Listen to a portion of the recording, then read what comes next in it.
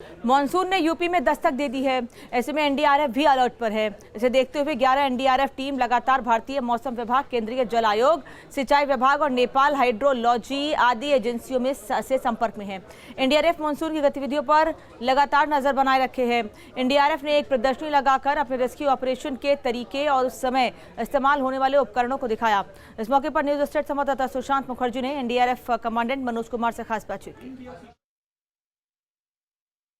ये communication stall आप देख सकते हैं, जैसा कि सर में बता रहे हैं कि जहां पर कोई भी ऐसी व्यवस्था नहीं है कम्युनिकेशन का, वहां पर किस तरीके से एनडीआरएफ अपनी व्यवस्था को बनाती है। सर, किस तरीके से बनाती है? यहाँ पर ये हमारा सैटेलाइट कम्युनिकेशन है। किसी भी आपदा क्षेत्र वाले जगह पर हम जैसे ही पहुँचते हैं तो सबसे पहले हम जिला मुख्यालय, प्रदेश मुख्यालय और हमारा जो एनडीआरएफ हेडक्वार्टर है, सबसे पहले हम वहाँ से संपर्क स्थापित कर सकते हैं। इस पर जो लोकल हमारा जो मोबाइल सेवा है उस पर हमारे को डिपेंडेंट होने की आवश्यकता नहीं है, ये हमारा इंडिपेंडेंट है।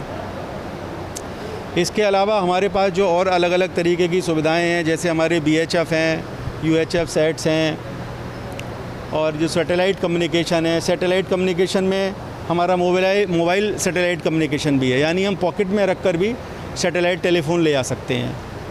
तो इससे कि जो ग्राउंड पर जानकारी है, जो ज़ीरो ग्राउंड पर जानकारी है, वो हम अपने पीछे बैठे हुए साथियों को पहुंचाएं, जिससे कि वो हमारे को उसी तरीके से इक्विपमेंट और मैन पावर हमको मुहैया करा सकें। तो सर, ये बात हो गई कम्युनिकेशन की। कम्युनिकेशन को किस तरीके से आप दूसरी जगह तक पहुंचा सकते हैं, उस जगह पर भी जहां पर कि सैटेलाइट के माध्यम से ही आप सिर्फ एक दूसरे से जुड़ सकते हैं। सर, दूसरी बात की जाए तो दूसरा उपकरण हम देख सकते हैं, ये है रोप रेस्क्यू।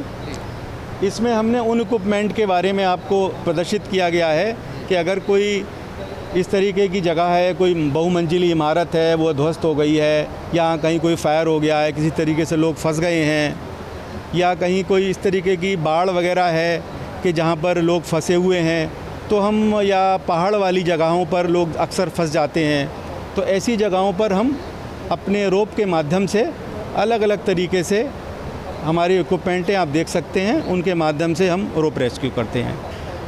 चूँकि ये वैसे ही मानसून का सीज़न है तो हम तो हमेशा ही अलर्ट पर रहते हैं, और अगर जैसा ऊपर का आदेश होगा, जैसी देश को एनडीआरएफ की आवश्यकता होगी, वैसे हम हर समय तैयार हैं। वीडियो जर्नलिस्ट विपिन सिंह के साथ सुशांत मुखर्जी, न्यूज स्टेट, वाराणसी।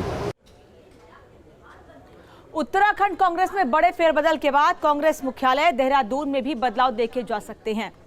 जिस कांग्रेस भवन में 4.5 साल में पूर्व सीएम हरीश रावत के पोस्टर नजर नहीं आ रहे थे, वहां हरीश रावत और गणेश गोदियाल की जोड़ी वाले पोस्टर नजर आ रहे हैं। देहरादून से न्यूज स्टेट संवाददाता सुरेंद्र रसीला की रिपोर्ट। राजनीतिक पार्टियों में निज़ाम बदलता है तो पार्टी कार्यालयों के चेहरे मोहरे भी बदलने लगते हैं।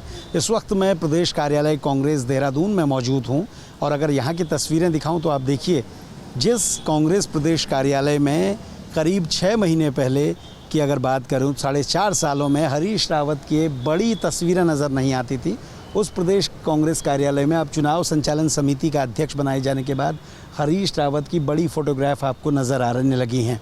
गणेश गोदियाल अब संगठन की कमान उनको मिल चुकी है, उनके तस्वीरें जगह जगह आपको नज़र आ रही हैं। जिस भी पोस्टर को आप देखें, जिस भी होर्डिंग को आप देखें, तो पूरी तरह से वो गणेश गोदियाल और हरीश रावत की जोड़ी के साथ आपको सजा हुआ नज़र आता है। पिछले 4.5 सालों में कांग्रेसी कार्यकर्ताओं में, ख़ास तौर पे जो हरीश रावत के समर्थक हैं, उनकी एक नाराज़गी थी कि हरीश रावत का चेहरा कार्यक्रमों से गायब होता है या बहुत छोटा उनका स्थान दिया जाता है। लेकिन अब वो तस्वीरें लगभग बदल चुकी हैं। अगर यहाँ सामने की ओर भी दिखाऊं तो यहाँ भी अगर आप देखेंगे कि पीछे किस तरह के जो होर्डिंग लगे हुए हैं, लगातार आप देखेंगे कि जो बड़े होर्डिंग हैं उनमें आपको गणेश गोदियाल का बड़ा चेहरा नज़र आता है, हरीश रावत का बड़ा चेहरा नज़र आता है। कुछ कांग्रेस के ऐसे विधायक नेता नज़र आते हैं जो पूरी तरह से गायब थे, अब वो फिर से नज़र आने लगे हैं। और हरीश रावत और गणेश गोदियाल के देहरादून आगमन का भी सबको इंतज़ार है कि कब वो लोग देहरादून पहुंचेंगे और कब ये पदभार ग्रहण होगा, क्योंकि कांग्रेस अपनी ताकत दिखाना चाहती है। हरीश रावत की रणनीति बनाई जा रही है और गणेश गोदियाल दिशा निर्देश दे रहे हैं, और पूरी तरह से ये ताजपोशी जिस दिन होगी उसे भव्य बनाने की तैयारियां जोर शोर से चल रही हैं। यानी अगले कुछ दिनों में कांग्रेस प्रदेश कार्यालय का नक्शा और भी बदला हुआ नज़र आ सकता है। वीडियो जर्नलिस्ट सोनी कुमार के साथ सुरेंद्र रसीला, न्यूज़ स्टेट, देहरादून।